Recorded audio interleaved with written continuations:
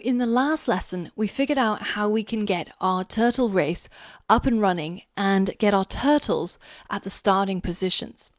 Now, the next job we have is to figure out how we can get these turtles to start moving.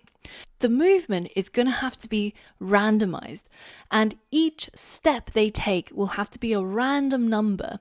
That way they don't go straight to the end and we end up with a terrible gaming experience. So what we're going to do is we're going to create a random number, let's say between 0 and 10, and then we're going to tell the turtle to go forward by that random amount. So it could be anywhere between 0 and 10. And then we're going to get this to repeat itself many, many times. As you might have guessed, this is probably going to involve some sort of while loop.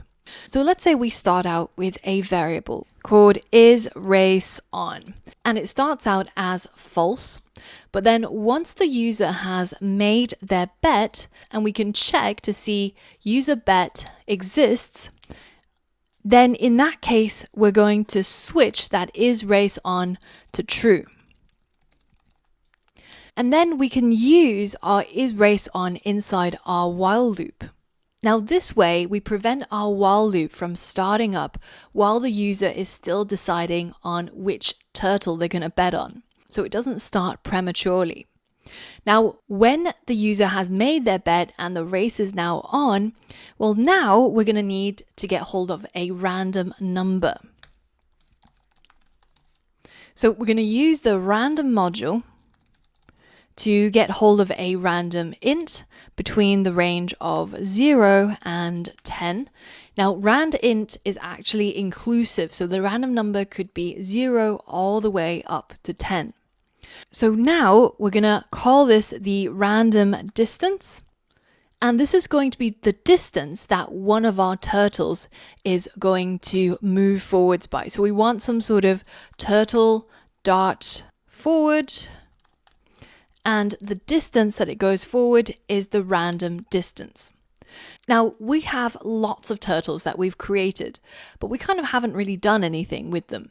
What we want to do instead is to have some sort of list of turtle, so we'll call all turtles, and this list starts out as empty, but every single time we create a new turtle, then we can append that turtle to this list. So at this stage, it doesn't really make sense to call all the turtles Tim anymore, right? Because they're all going to be individual instances. So let's go ahead and refactor and rename this to a new turtle. And now what's happening in our for loop is we're creating a new turtle, and each of those new turtles are going to be appended to our all turtle list. So now we're going to have a list of multiple turtle instances, and each of those instances is going to have a different state. So for example, they already start out with a different Y position and a different color, but later on we're also going to get them to move forwards by a different amount. So we can loop through our list of turtles. So for turtle in all turtles, let's go ahead and create a random distance for each of them and then move that turtle forwards by the random distance. So now if we run our code and see it in action, you can see that once all of the turtles have gone into their starting positions, they start creeping along each time by a different amount.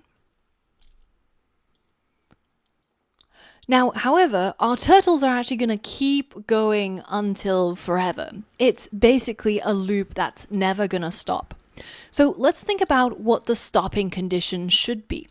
Well, once any of these turtles have actually reached the end of the screen, which is the X value of positive 250, once they've reached this line, then that's kind of the end of the race, right? But a turtle object is a 40 by 40 object. So if we're only detecting for the 250, then our turtle would have already overshot. So instead, we want to detect when the turtle has reached the 230 mark. Back in our code, in our for loop, we can check to see if the turtle that we're currently looping through, if its x coordinate is greater than positive 230, well, in this case, it's basically 1. Now, at this stage, if we print this current turtle's color, then you'll actually see something a little bit strange. You can see that firstly it prints multiple values because the while loop is still continuing and the other turtles are continuing to go forward. But the first value is going to be the turtle that won. And you can see it prints yellow and yellow. So what's going on here? Well, if we look at this color method, you can see that you can either use it to set the pen color and fill color, or it will return the pen color and fill color. So when it prints out two colors, the first one is going to be the pen color and the second is going to be the fill color.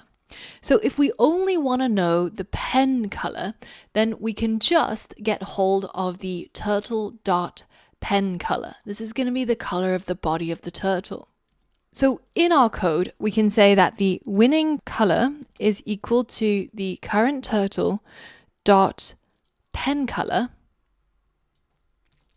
and then we can now check to see if the winning color is equal to the user's bet.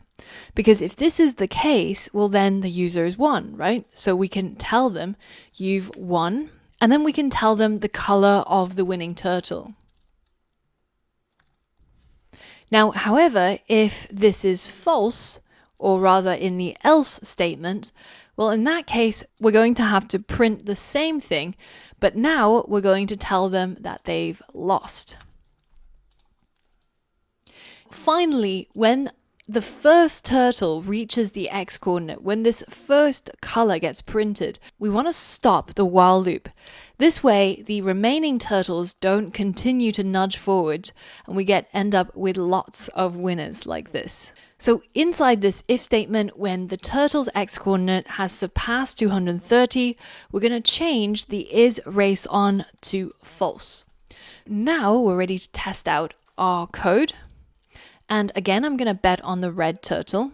And I'm going to speed up the playback speed of this race when I'm editing this video.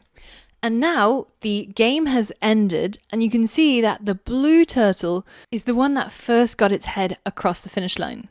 And it tells me just as much. I've lost and the blue turtle is the winner. So we've now used Python Turtle to build a very simple turtle racing game. And we're starting to use these X and Y positions in the turtle coordinate system. Now, these coordinates take a little bit of getting used to, especially thinking about things such as if a turtle is 40 pixels wide, then in order to get the turtle to the starting line, we have to subtract half of the width of the turtle, which is 20. So then 250 minus 20 becomes 230. And it's things like this that takes a little bit of getting used to. So what I really recommend is to have a play around with these values, make it smaller or make it larger, change the size of the screen, and just until you're really familiar with how the coordinate system works before you proceed to the next lesson. Because as you keep going, I'm going to presume that you've already had a play around with it and you know exactly how it works. Now, the other thing that we saw a lot of in this project is this concept of having multiple objects created from the same class. So in this case, we're using the turtle class to construct a turtle object called Timmy, but we've also got a separate object called Tommy. And Timmy and Tommy are both turtle objects, but they are different instances. So they can act independently, they can have different appearances, they can have different colors, different attributes, and also a different speed of movement. So we've seen in our turtle race that each of these instances can act of their own accord and have different state. And that's shown in the different speed of movement. And this capability of creating multiple objects which can act and behave independently is really the secret to why object-oriented programming can be so powerful. We can create so many of these objects and get them to do our bidding in various parts of our program. And in the coming lessons, as we build more and more complex projects, you'll see this concept of having multiple instances with different state being shown again and again, and we're going to come to see and enjoy the benefits.